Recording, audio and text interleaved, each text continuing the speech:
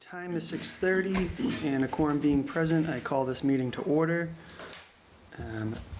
First item on the agenda, we don't have any meeting minutes to go over, so we can go straight to agenda item A.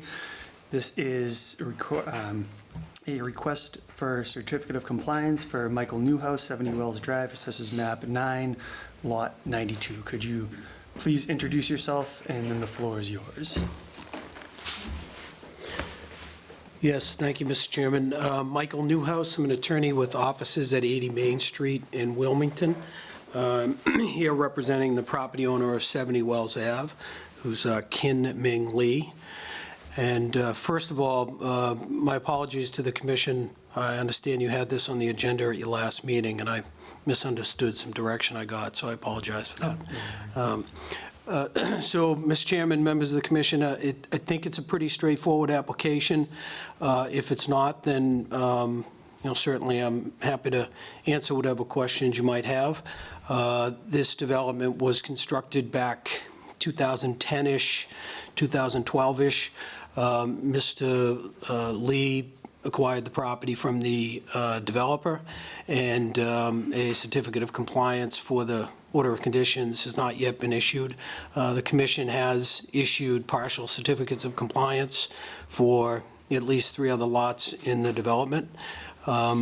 Based on the site visit with Ms. Mahoney, it's my understanding that there are no sticky issues with this particular lot. The buffer zone basically kind of touches the rear of the lot. My client, as evidenced by the site visit, my client hasn't done any work to the property since the development was completed. So in preparation for the sale of the property, would appreciate it if the commission could issue a partial certificate of compliance. All right.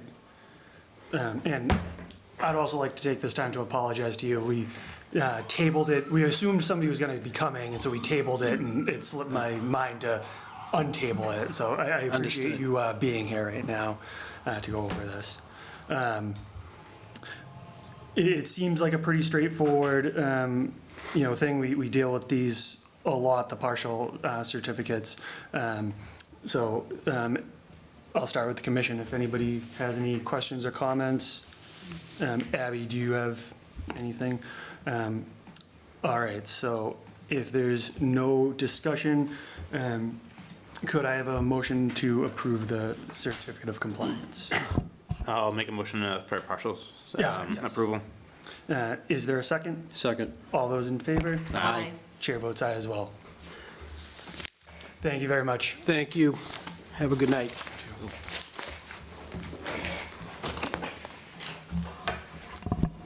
Agenda item B is request for certificate of compliance for Charles Scott Doughty, 100 Apple Hill Drive, Assessors Map 38, Lot 2.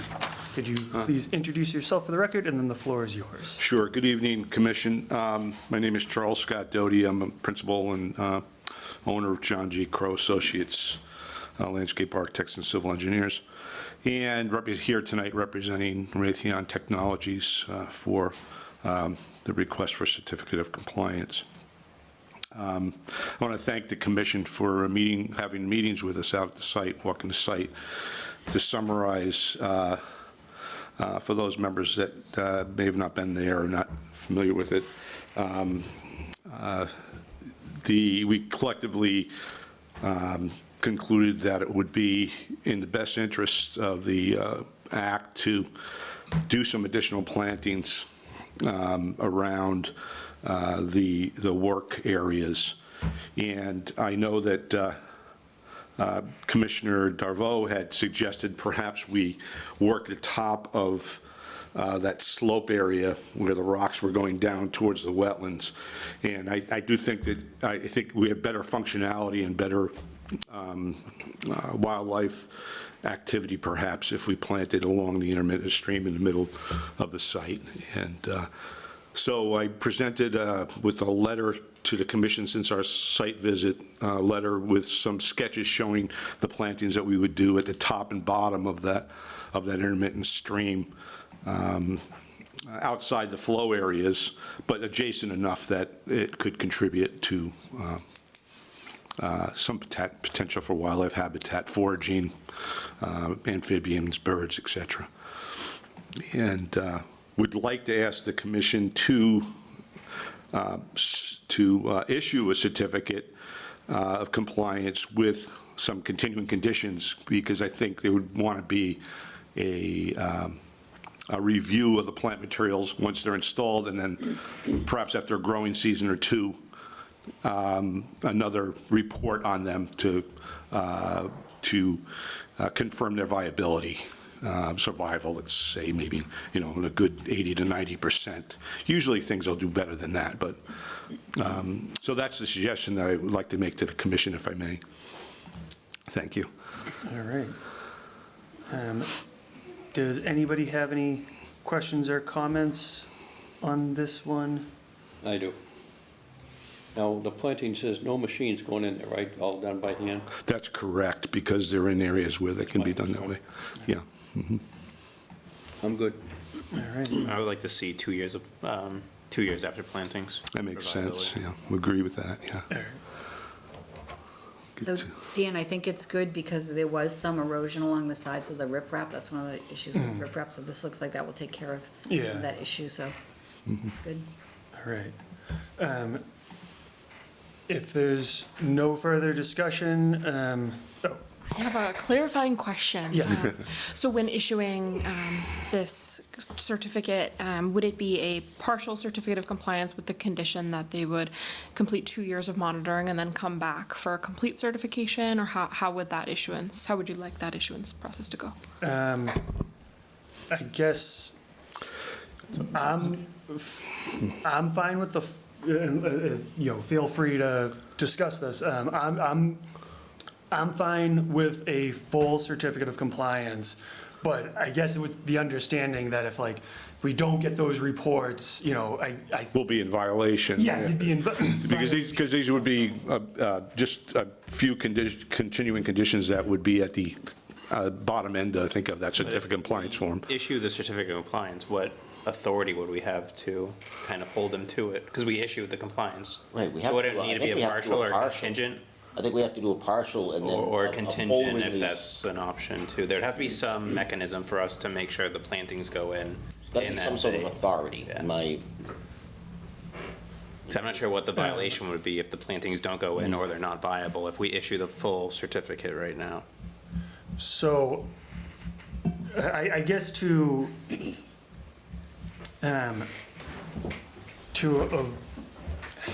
avoid requiring you to come back for a full certificate of compliance, I mean, physically come back to, Not that I wouldn't mind to, but you guys have plenty of agenda items. Yeah. would you, I'm hesitant to suggest this because, I don't know if we have the authority, but if after 2 years we get the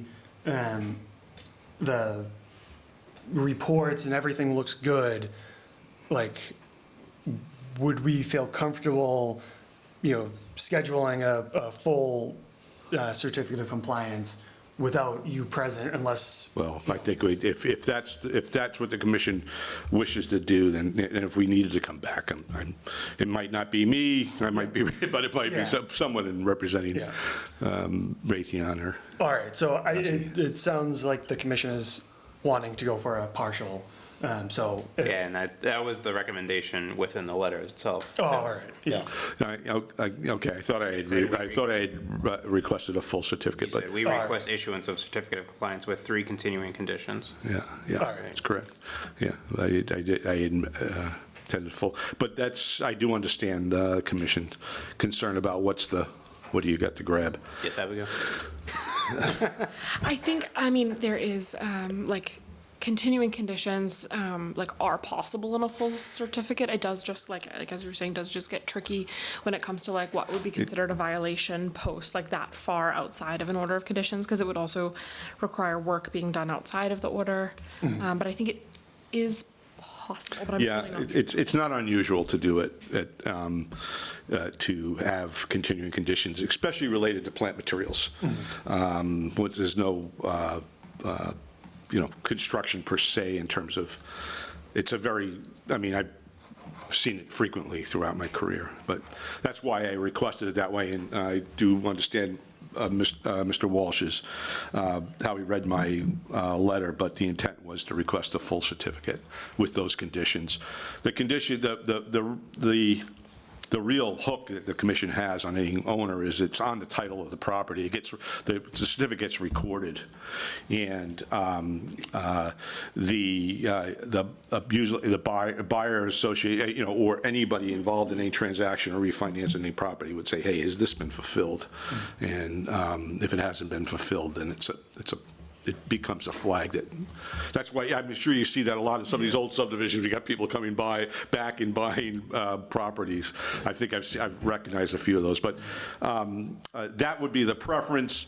But even if you do issue a partial certificate, I think would go along with that would be to allow us the removal of all the perimeter erosion control protections and all those alike. Though I have to say that when we would put in those plant materials, we'll likely have some localized wattles, and we will have localized wattles around those areas just to in the interim to get them going.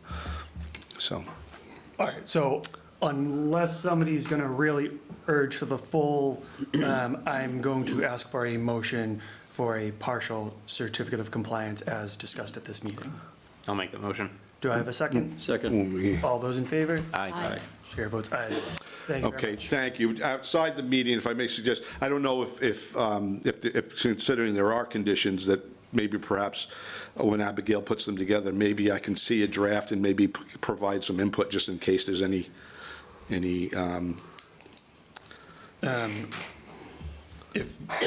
mean, I'd be happy to send you a Sure, draft, 'cause but I would be only doing the conditions that were discussed at this. That's correct. That's correct. I just wanted to make sure that we then don't have any hiccups and we're talking to each other again. And then if there's any consideration, I doubt there's going to be an issue, Yeah. but there is, we can work it out before the formal issuance. If it wildly, not that I'm expecting it, but if it wildly departs from what we expect, I think Abby will bring that to the commission and we'll discuss it and see what the next steps are. Good enough. But Good enough. I'm comfortable with you Yeah, guys. and thank you very much. It's been great working with you guys. Thanks.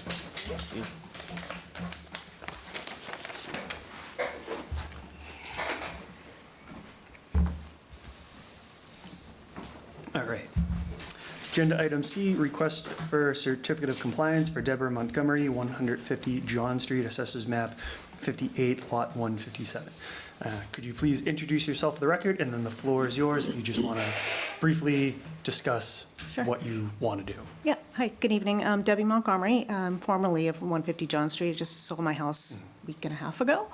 Part of the sell process, the buyer's attorney reviewed the title, saw that we had an open order of conditions from March of 2011. We applied for it at that time, expecting to do an addition to the home. That addition work was never completed, never even started.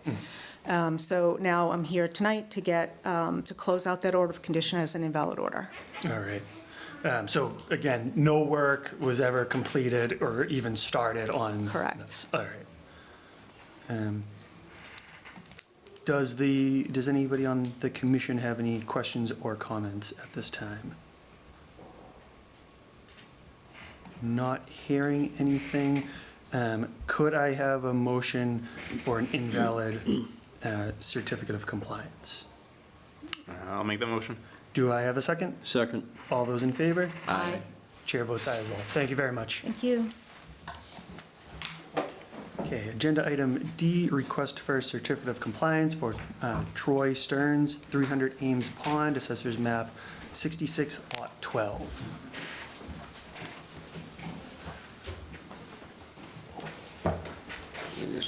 Could you just introduce yourself for the record, and the floor is yours.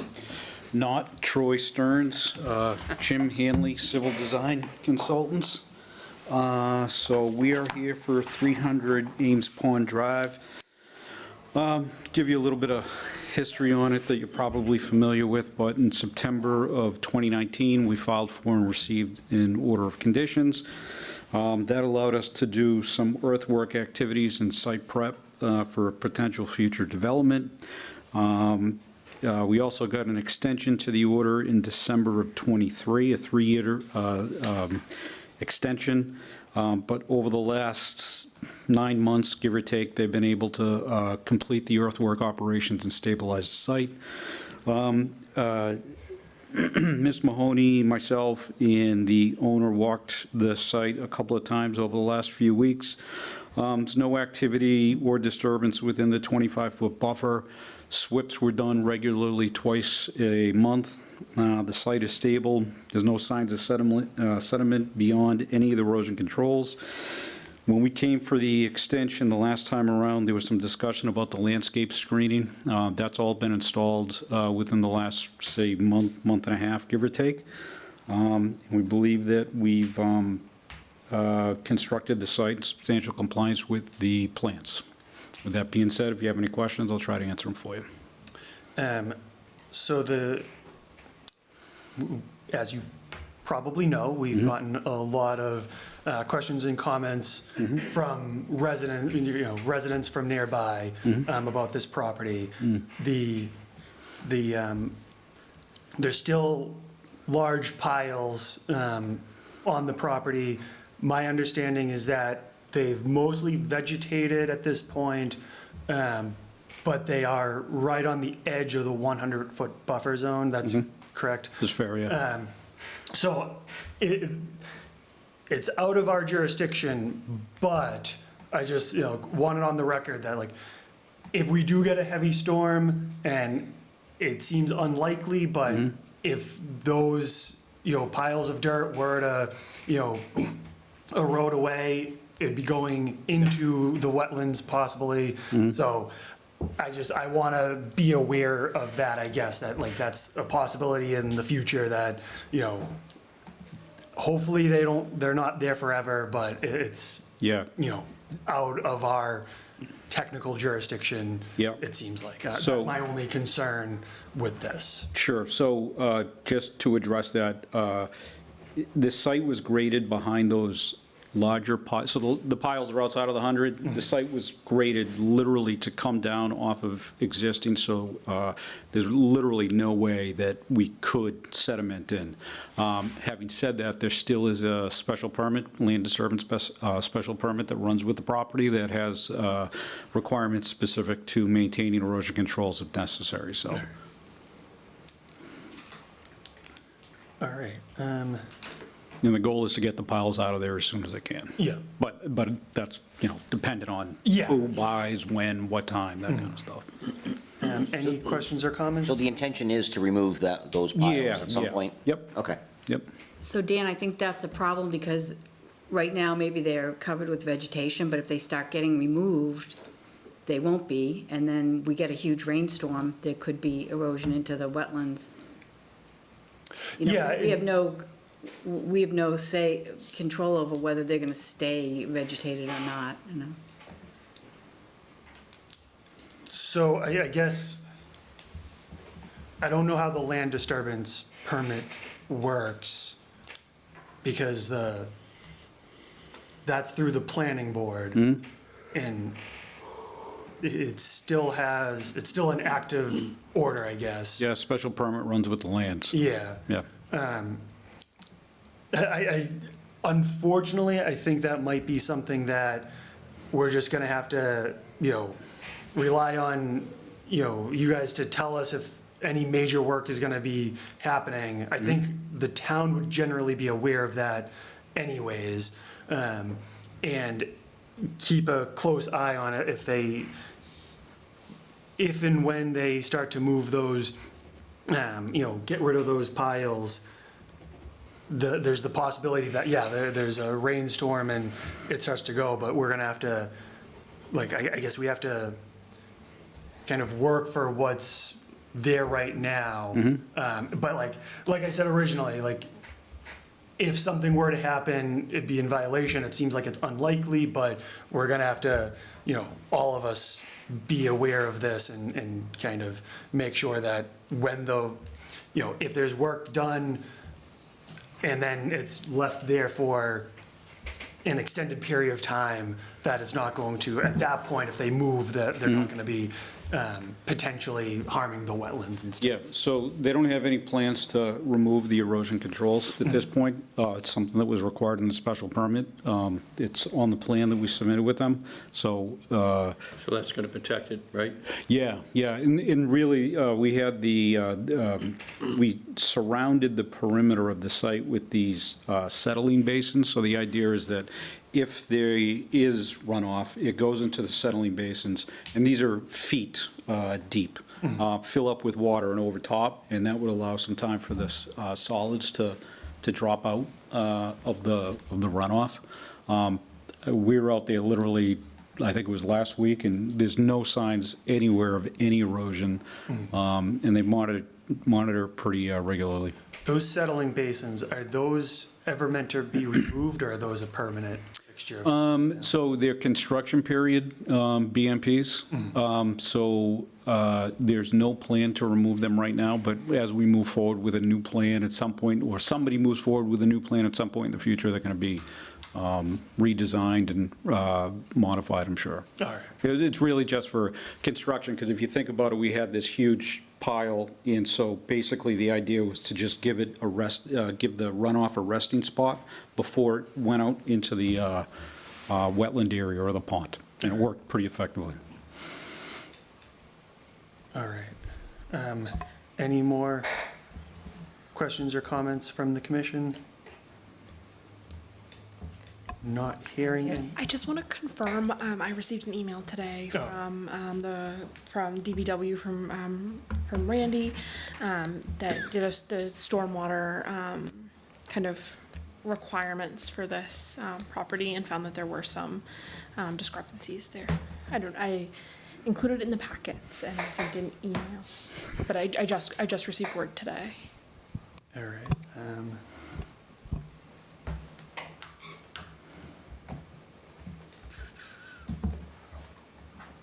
So we didn't receive anything, but what I can tell you is that those are construction period basins, right? So they're not like post-construction basins. The intention is that they're provided so that we don't sediment, no sediment goes beyond the limit into your 25-foot or into the wetland, and they all worked sufficiently to ensure that, which is the intention of it. So substantial compliance is a judgment based on a lot of different moving parts, and basically those basins were there specifically for construction, not post-construction. So we have stable conditions within the 100-foot around the entire perimeter.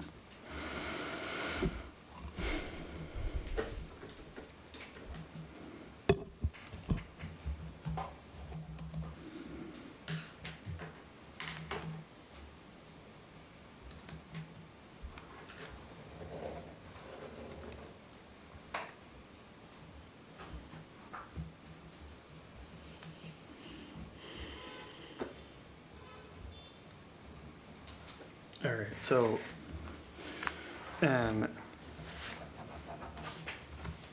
the email from Randy,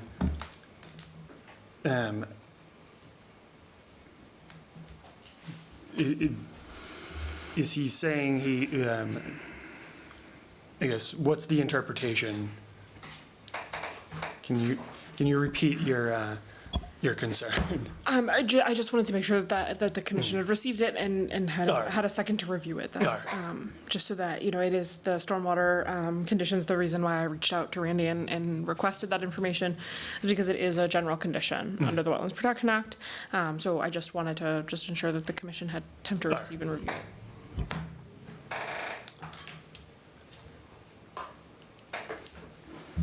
All right.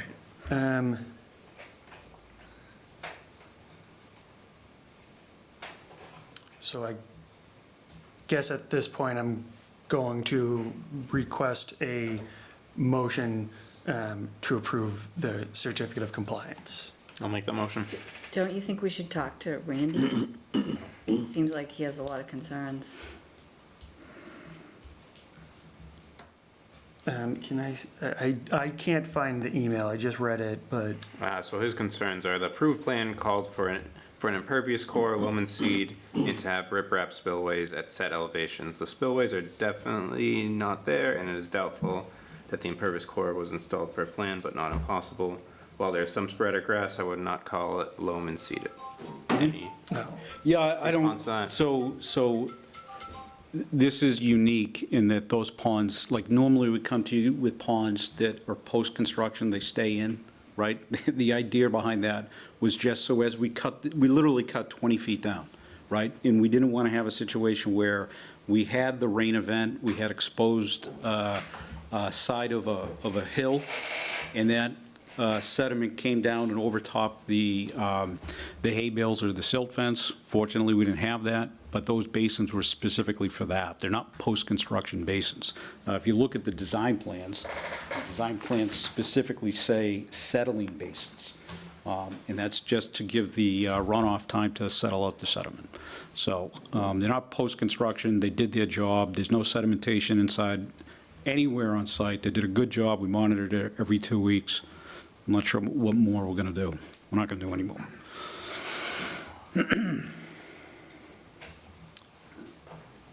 So I guess if they're not post-construction, does that mean that they should be removed after or before construction has been completed? No, I don't think it does. I mean, I don't see why we would go, those basins begin laterally at the 25-foot, so I'm not sure exactly why we'd go in and disturb more area near the wetland. At some point, I would think that the site is going to be developed and there'll be a master plan put together and we'll deal with the drainage at that point. But as far as those basins go, they did it, again, the only job they were there for, not to address peaks, right? But to make sure that we didn't send sediment into the resource areas.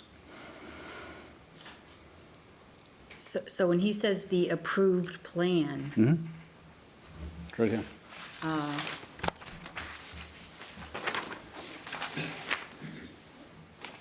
wouldn't that mean what it should be looking like now? But that was the approved plan and you're coming in for a certificate of completion?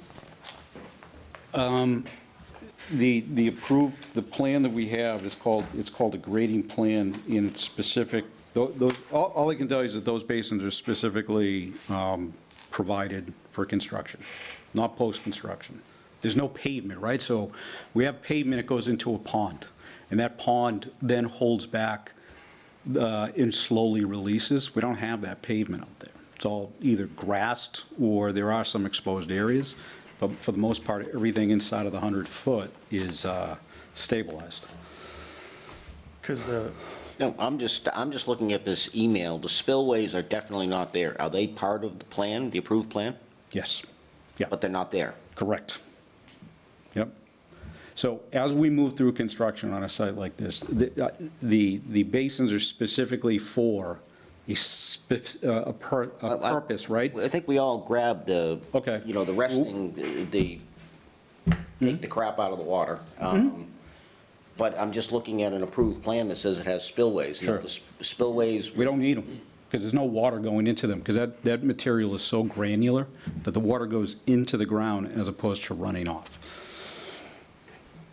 When we had the site and we had a 20-foot cut, and you had water that could come down that 20-foot cut, that was the idea, is to dissipate any velocity coming out of that, right?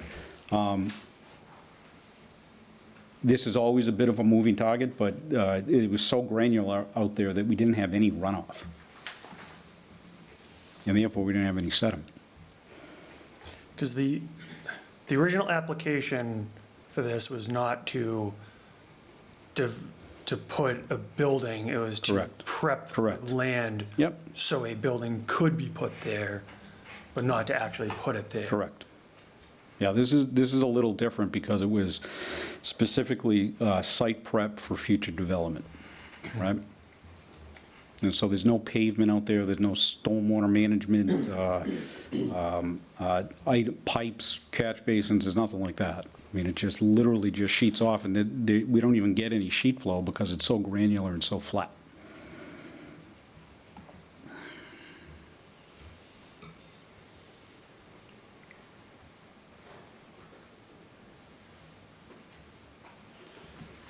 because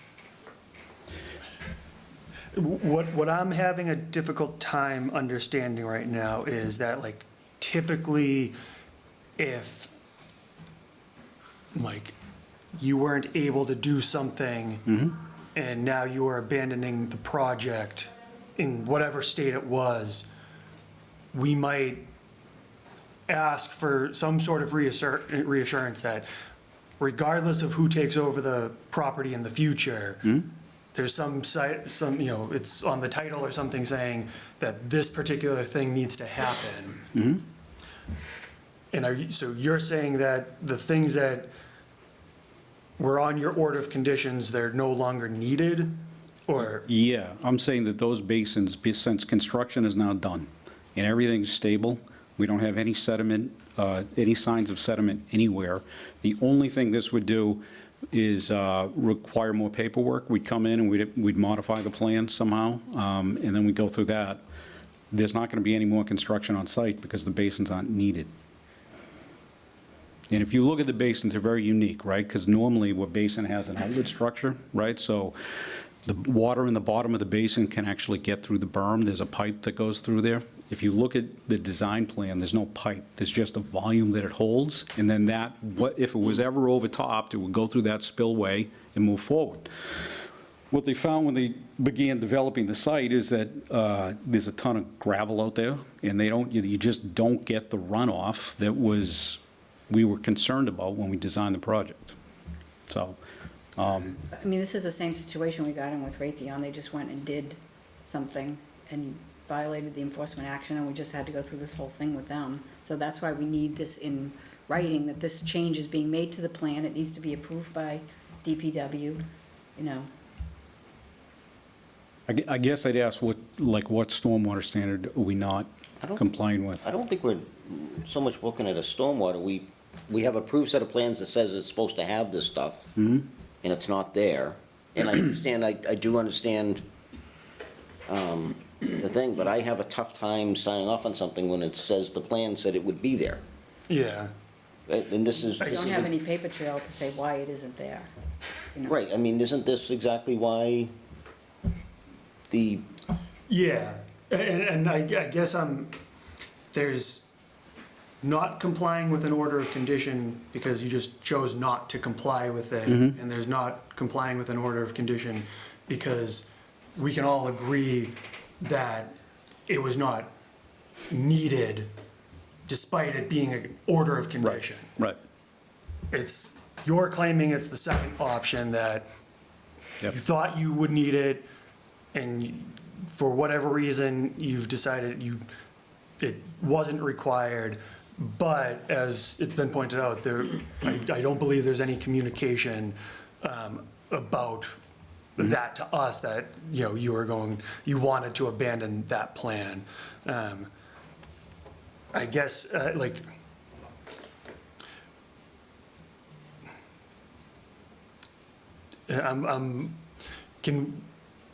if we were to continue this, could you provide more information about Yeah. why it's needed to be abandoned and why abandoning it's best for the wetlands, for why these order of conditions should be, I guess, modified to not be required. That's what we would essentially be asking, is to modify the order of conditions. Abigail, you were gonna say something? Yeah, so I was going through the order of conditions, just the general conditions by the Wetlands Protection Act. Like that's listed, it's just WPA general conditions. And the, I lost it. It's, typically all post-construction stormwater BMPs are installed in accordance with the plans, including all planting plans. And then there's also another, sorry, I lost it all. That for any construction period BMPs, that would be converted, and that all must, meet the plans, but that the emphasis is really on post-construction BMPs. Right, so the the point, though, is that these aren't post-construction BMPs, they're construction period BMPs. We could always pull them out. I don't know why that would be a benefit to anyone, because they do provide some benefit to, if and when there was a storm, something, they're there, they may be able to help. They're not exactly where they were designed to be, but the general purpose of the settling basins worked because we don't have any sediment into that pond. That was a big deal, right? I don't know which members were here in 19, but that was a big deal when we were talking about doing so much earthwork within 25 feet of the pond. And so that was the whole reason behind it. And in fact, if you look at both plans, the design plan required, I believe it was 5 individual settling basins, and I believe we have 6. Either way, we had one more area that we provided as further protection, so.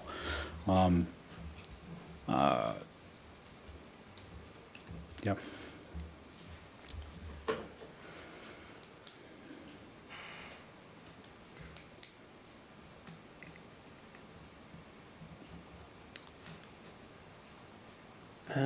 Yeah, so, So just to be clear, the settling basins are construction BMPs, not post-construction BMPs? Yeah, so I designed it, right? And that's my intention when I designed it, right? There's nothing out there. There's no pavement going to these ponds anymore, right? So that was my intention. It is on the plan, and I had a couple of email back and forths with Randy last week. Unfortunately, I didn't get the letter today. So I don't know what his comments were, what he wrote, but that was my intention, and I told him that last week in an email that I sent over to him, that the intention was specific to construction, and, so typically they highlight whatever is an adjustment to it, but. And this project followed everything in the Mass Stormwater or stormwater standards for construction activity? Yeah, for construction activity, yes, yep. So the big thing is the SWIP and being out there every 2 weeks, and we have a logbook, all that stuff. I mean, some sites are really difficult because of the type of material, but they went out there, they blasted. It was very granular, very rocky material, so we just didn't have the runoff, so. So I have no issue issuing the order of compliance. I understand the concerns. Yeah. If you want to continue it and get more information from Randy, that's fine. But based off the stormwater handbook and everything that's been presented, I think everything was done properly, but I understand the concern and wanting to continue it to get more information from the rest of the board.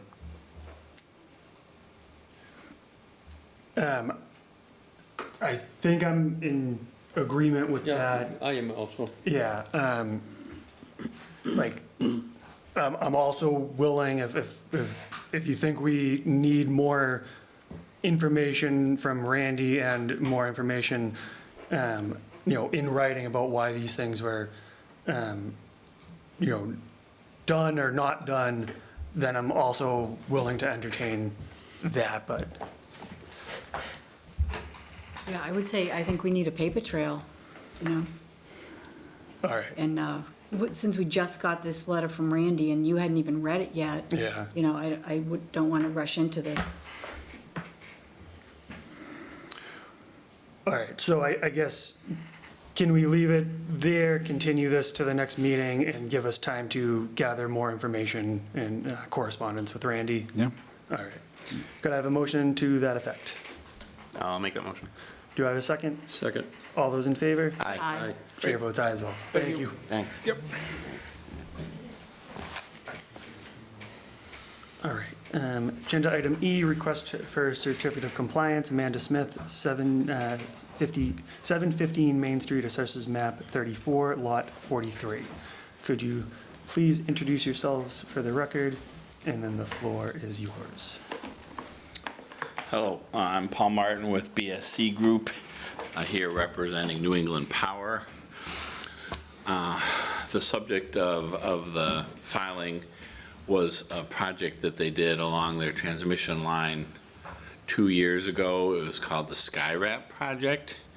Basically, it involved putting fiber optic cable along the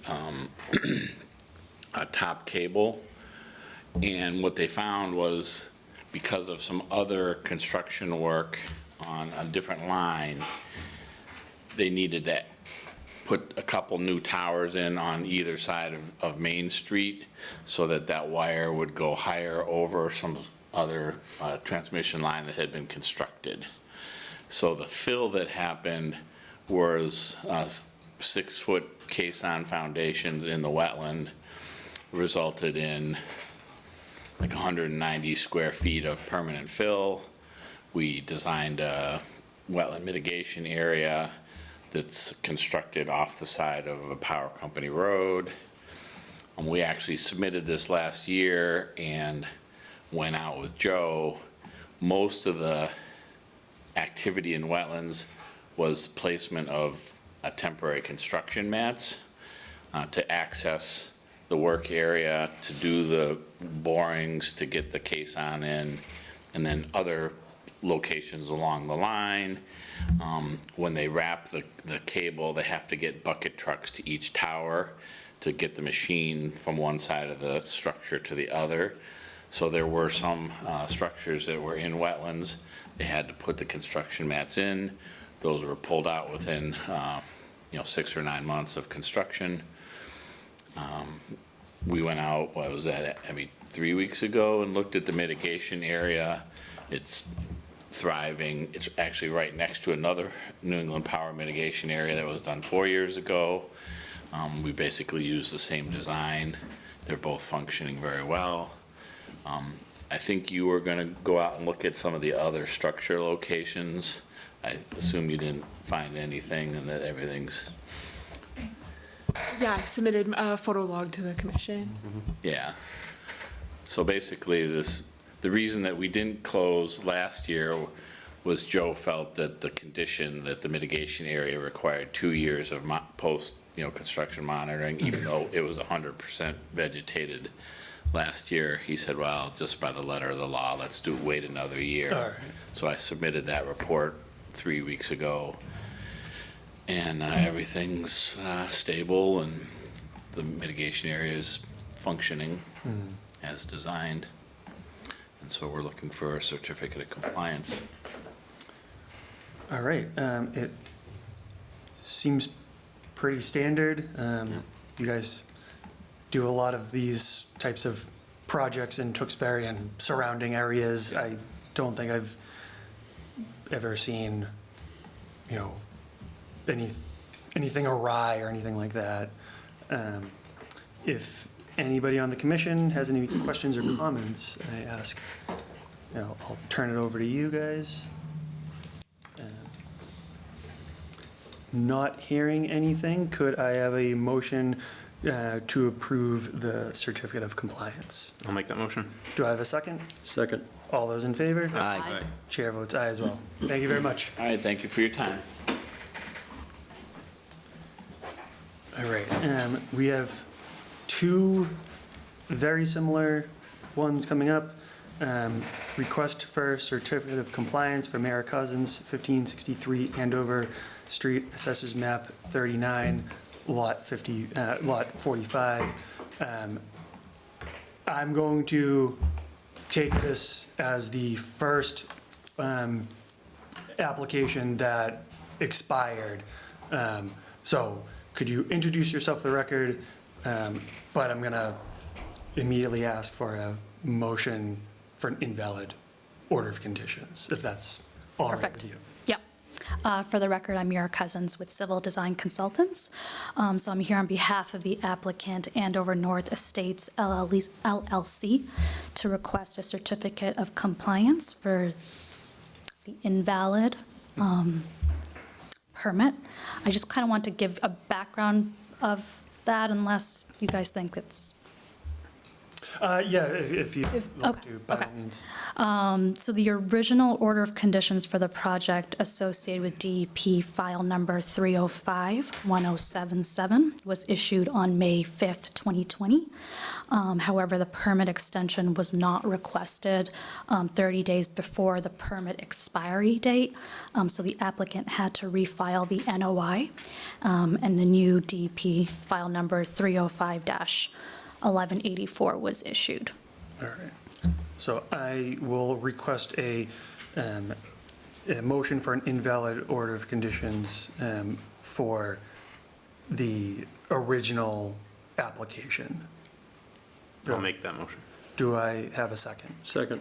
All those in favor? Aye. Chair votes aye as well. All right, and now for the next one, request for certificate of compliance for Mayor Cousins, 1563 Andover Street, Assessors Map 39, Lot 45. Could you please introduce yourself for the record? Then the floor is yours. For the record, I'm Mira Cousins with Civil Design Consultants. So we're requesting a certificate of compliance under the current DEP file number 305-1184. So our office reviewed the drainage as-built, and it's in substantial compliance with the approved plans. I believe the town engineer has also reviewed the drainage as-built and has no additional comments, is my understanding. Yes, I did attach an email from Andrew Stack, and he said that there was no outstanding items. So in the letter we submitted, we detailed the deviations in the buffer zones compared to the approved plans.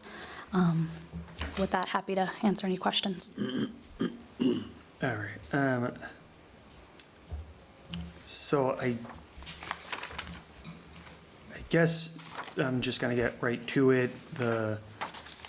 It seems that there was the order of conditions to remove gravel, fill, and remove invasive species was not completed, or if it's currently, if it was at all, if the invasives were removed at any point, they've come back, and so the plan has either failed or has not been monitored adequately.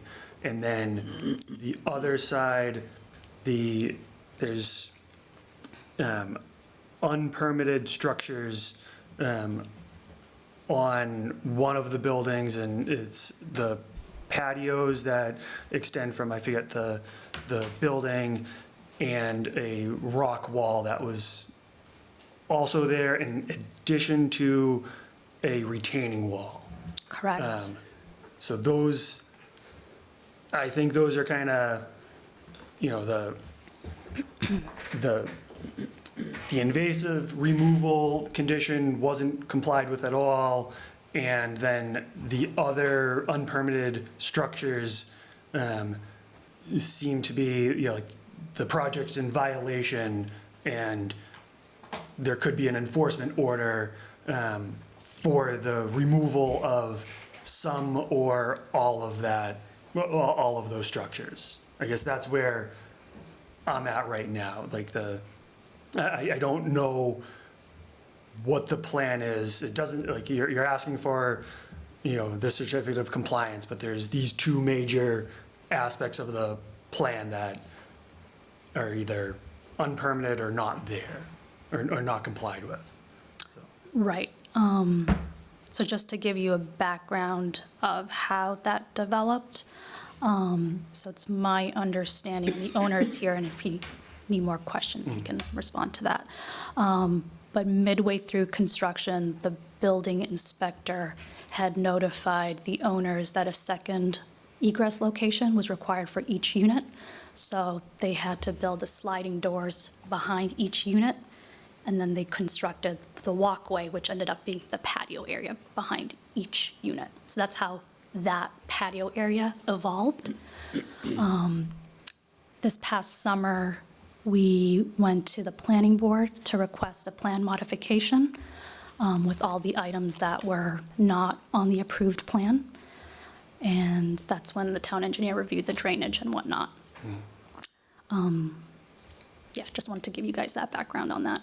So do you have the additional impervious surfaces from the patio and the stone wall that is currently in the, is it the 25-foot or the 50-foot? 50 foot, so everything's outside of the 25 foot. There's no structures within the 25 foot.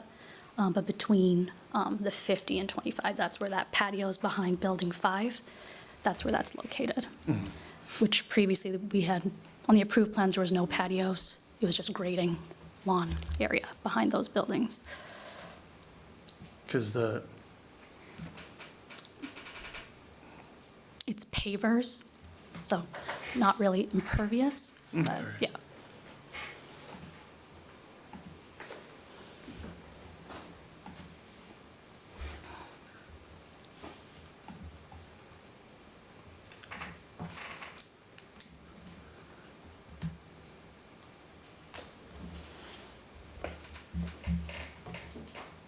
And was there fill or gravel added to the area where there are invasive species currently? Not that I'm aware of, no. I believe they took out the gravel and fill area. I think that was part of the condition. They initially took out all that Japanese knotweed, but it grew back, like you said. All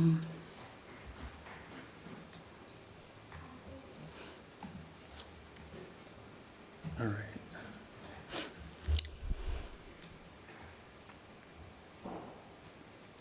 Does anybody on the Conservation Commission have any questions or comments at this time?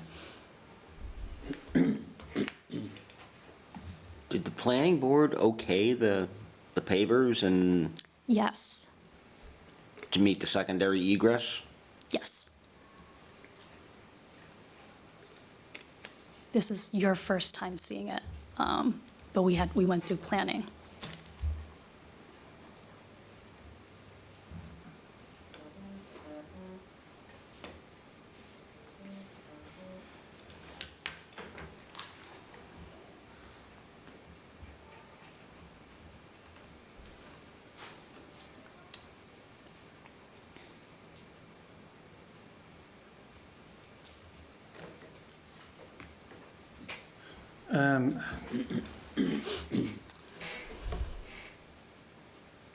Yeah, it's just not you specifically, but it's just, we keep on encountering, people who enter into agreements, order of conditions, that they say they're gonna do one thing, and then they decide without contacting anybody from the town that they're going to do something else. And it's becoming, it is just, I'll leave it at that. And there doesn't seem to be any recourse for this. Besides, they're not on the original site plans, I'm leaning towards that they should be removed. The stone walls, the patios,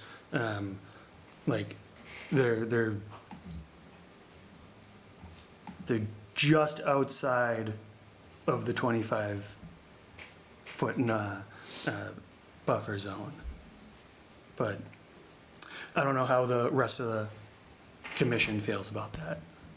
Yeah, I would agree because, this was not designed properly to begin with, so that's not our problem, Yeah, and There's also the build area within the 50-foot zone is already at 9.7%. So Yeah. did this add, I think that's where Dan was going with how much impervious area did any of this additional non-approved work do, and that go over the 10% threshold? So that 10% threshold is for building, correct? Not patios?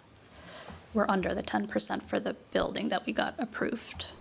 Well, the patio pavers are technically impervious. They're concrete pavers with a sealer. No, the 10% threshold. Oh, no, but of I'm the just, 50 foot. I'm just commenting on the pavers. Why wasn't there a walkway versus a patio?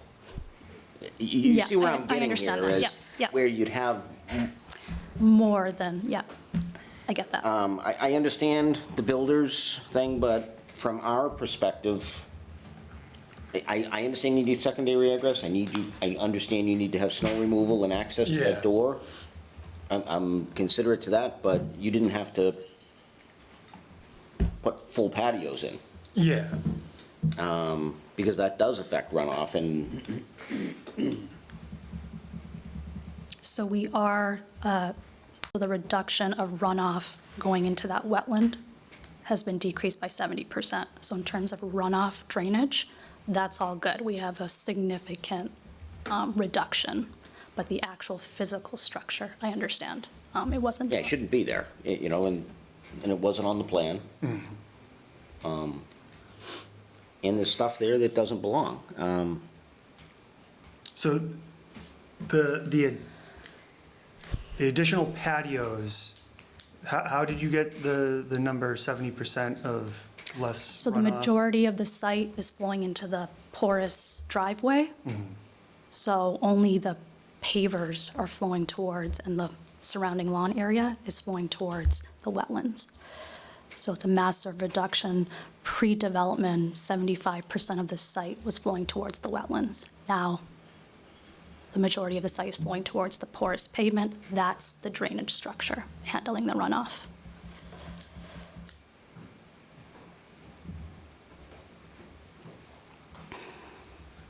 Was there any reason you felt it wasn't worthwhile coming to the board for a minor modification during construction?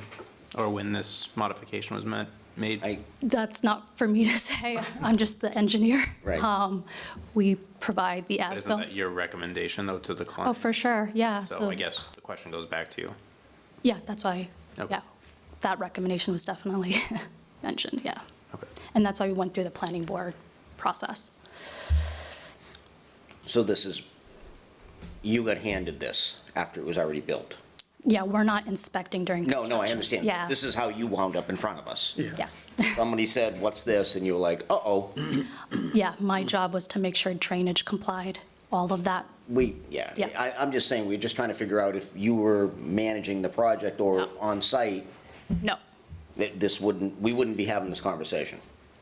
Okay.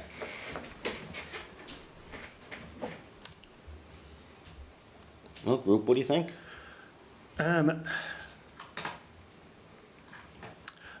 I'm concerned about the stuff that we know about, and I'm concerned about the stuff that we don't know about.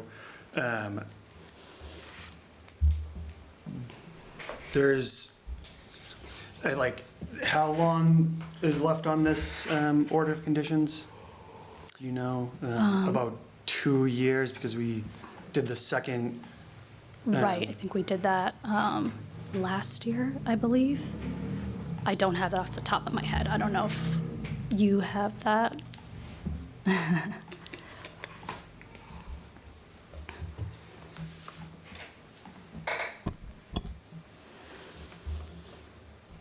It was issued in June of 2023. The order of conditions, the 1184. And was that a 1-year extension or 2-year?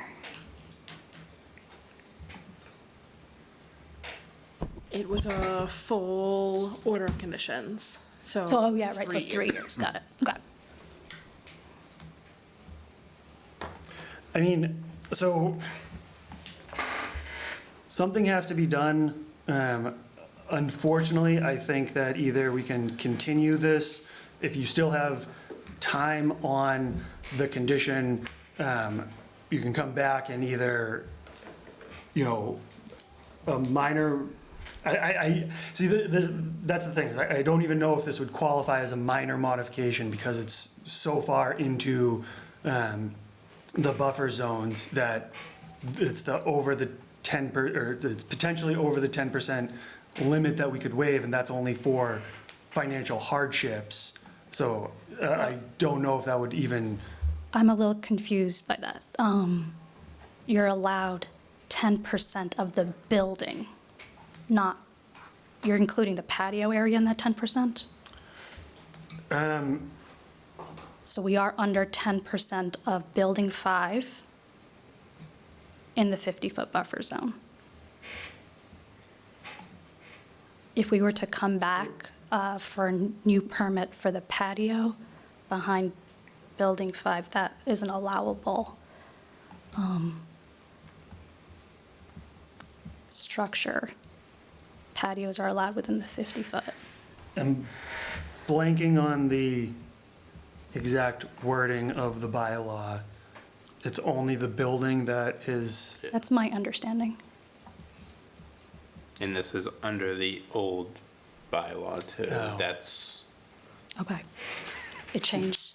Is that not? we try to clean it up a little bit Yeah. to not avoid this confusion, so. Okay. We're just used to yeah, the newer language, so I just looked it up, but yeah, patios aren't included, and patios, walls, fences aren't included as part of that 10%.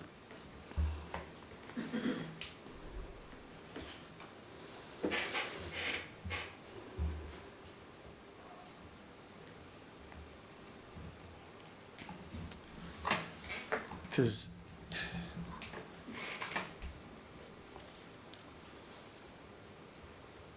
like, so the patios,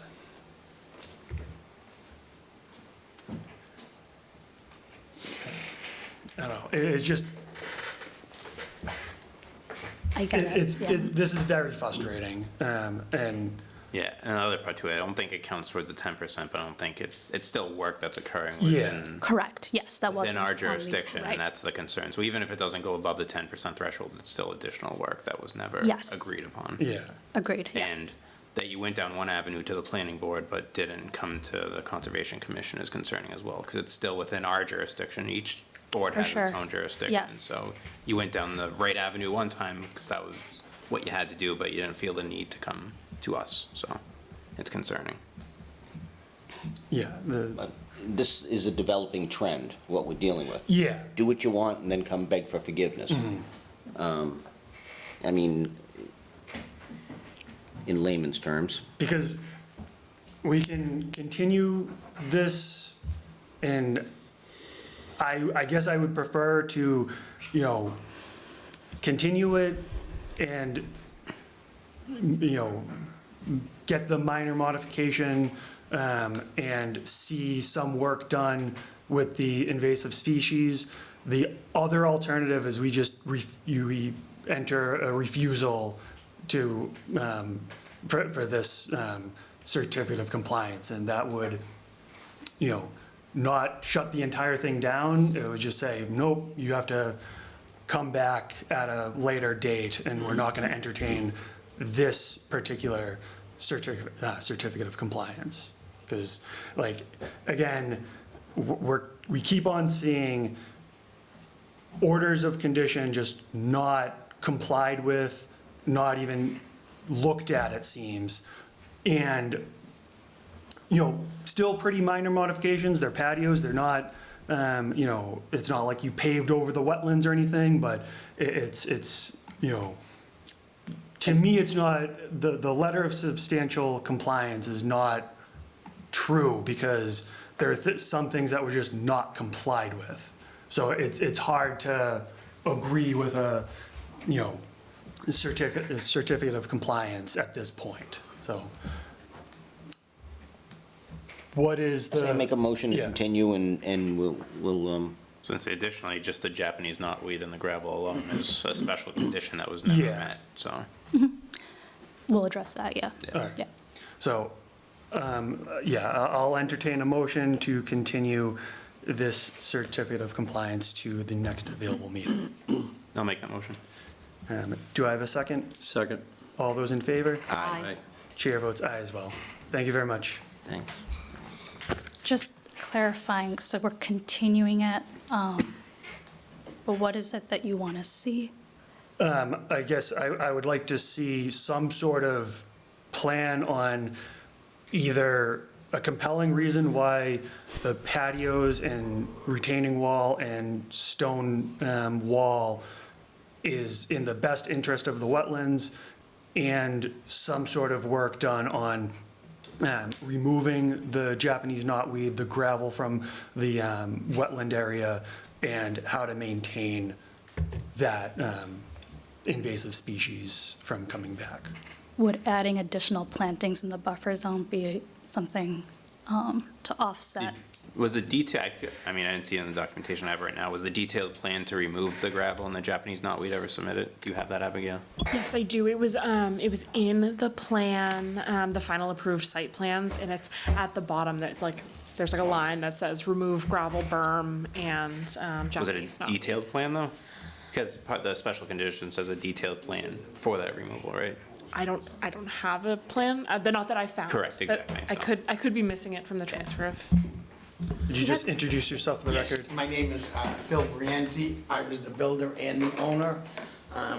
And on the Japanese knotweed, we were told by the arborist to put over a thin mesh, quarter-inch mesh, and then put stone on top of it to get rid of it. And I guess that's what he recommended, and that was all through the planning board and all that. And we did whatever they told us to do, and we did it to the knotweed. We've already pulled out the knotweed before, before Joe, the original guy. He watched us with the machine, with a big machine, pull it out and put it into a dumpster and remove it. But it came back. I mean, and then they told us to put the mesh, and the mesh should take care of it. I'm not an arborist, I'm only doing what they're telling me to do. And also on the pavers, around all the patios, there's at least anywhere from 12 to 18 inches of like a foot of crushed stone. So if water does run off, it goes straight down. So there's no water going past the, after the pavers. So just on the Japanese knotweed, the special condition says a detailed plan for the removal of the gravel berm and invasive species removal / no disturb zones restoration shall be submitted and approved by the conservation agent prior to work. That's why I asked Abigail if she had that We did plan. that originally. Yeah. Way back when, and that all went into a dumpster. And they had to have a special dumpster, and that had to go to a special thing, and Easy Disposal knew everything that was going on there. And they made sure they brought it to where it had to be brought. And I'm not too sure of the first guy before Joe. He came out there and watched the removal of all the knotweed. I can certainly, if you all voted to continue, I can certainly go and Yeah. look. I have a pile of old conservation agent notes that I can go look through. Yeah, so I guess that's where, the next thing I was gonna say is that this has been closed, so I think we need to end discussion right now. And if you could, provide that information about what the arborist said and what you The did. arborist gave us a But I'm cutting off discussion now, okay? So, let's get this all in writing, and, exchange some emails about what the plan going forward is. Okay, Okay.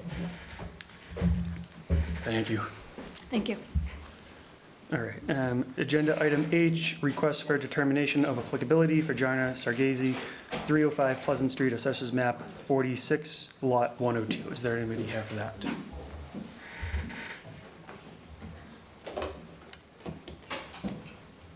Could you please introduce yourself for the record? And then the floor is yours. Jana Sajisi, 305 Pleasant Street. Andre, And our I contractor. could Hi, ask, like, you introduce Andrew yourself. Kuhn. I'm a general contractor. All right, He applied for a permit to take down our deck and then build a new deck. And when he did, we weren't aware of the wetland on our property, so the process began.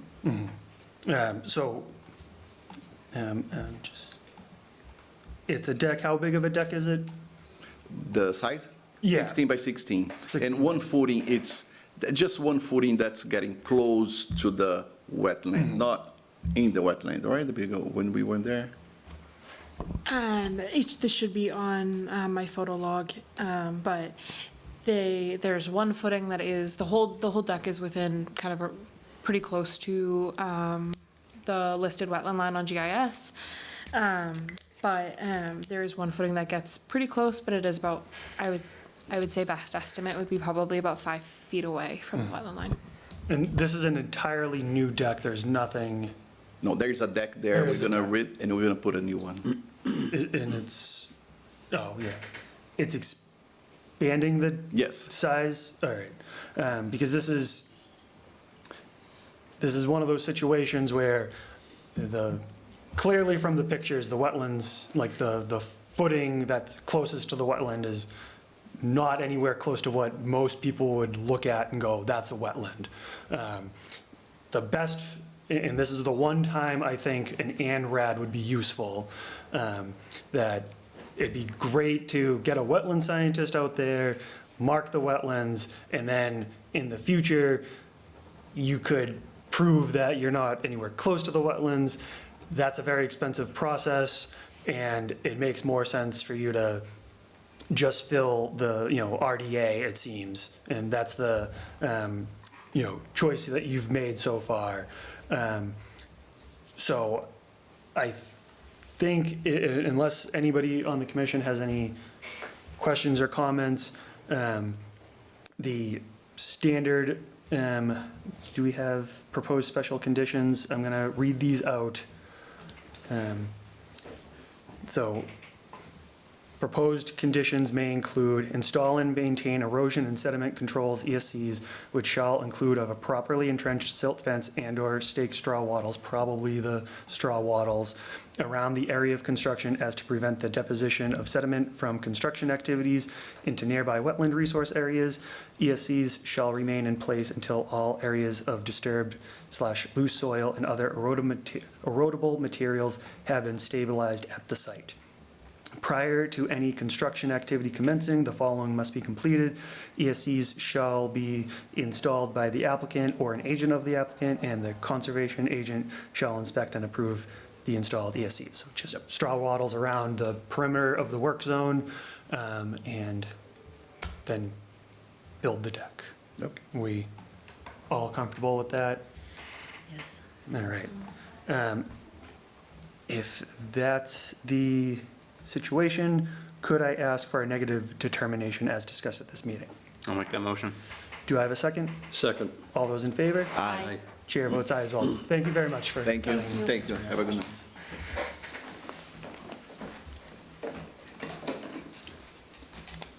All right, and finally, agenda item I, emergency certification, 190 Marston Street, Assessors Map 19, Lot 47.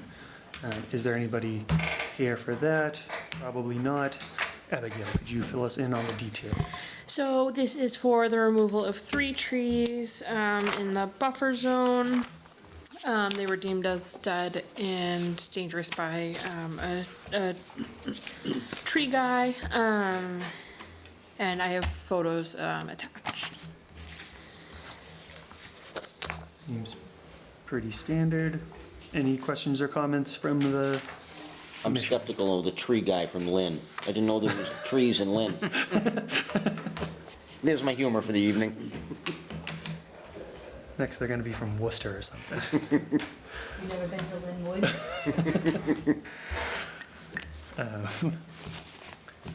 All right. If there's no further discussion, could I have a motion to ratify the emergency certification? I'll make that motion. Do I have a second? Second. All those in favor? Aye. Aye. Chair votes aye as well. And finally, on the agenda is proposed 2025 Conservation Commission meeting dates. Has everybody had a chance to review those? It'd be preferable to approve them today, just so the January meetings can go through, but, if anything looks totally undoable, we have a year to decide and plan on absence. I mean, I don't know what I'm doing next week, so we're asking a year out. Tomorrow. I mean, tomorrow is sketchy. You said go to work, I think that's at least on the schedule. All right, I say make a motion.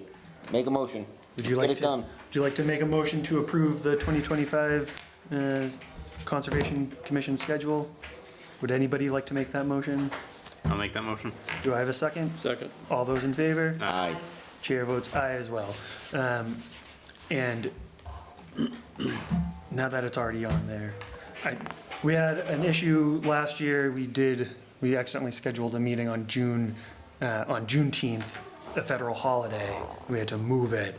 That seems to have caused some confusion on where this got posted, so, and then duplicates not being updated out of our control. But I'm assuming, has this already been posted on the Conservation Commission page? No, I'll post it once, Alright. once it's been approved. All right, cool. All right, that seems to be the end of this meeting, unless there's an admin report. I'll make a motion to adjourn. Do I have a second for that motion? All those in favor? Aye. Aye. Chair votes aye as well.